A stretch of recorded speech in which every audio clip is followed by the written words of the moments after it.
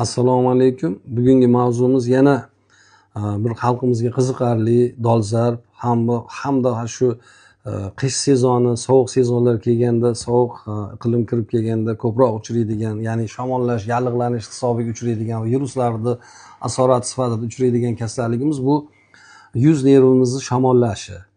Bosh miya juft nervimiz bo'ladi. Shu ko'proq yallig'langanda o'zi xalqimizni o'rtasida ham bu kasallikka chalingan insonlarni ko'pchilik ko'zi tushgan bo'lishi ham mumkin. Ya'ni yuzimizni yarim qism mushaklari ishlamay qolishi. Yuzimizni yarim qism qosh ko'tarilmaslik, ko'z yopilmaslik, lunjga havo olganda havoni bir tomondan chiqib ketish kabi belgilar bo'ladi.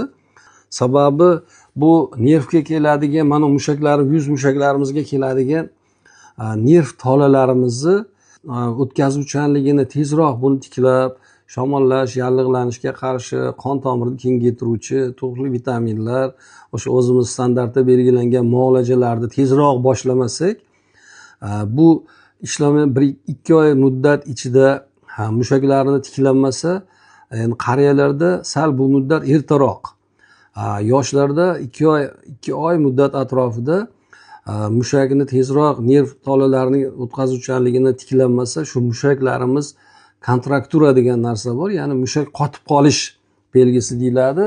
Keyin buni oldingi holatga, yuzimizni simmetrik holatga keltirish jicha muammoliroq bo'ladi.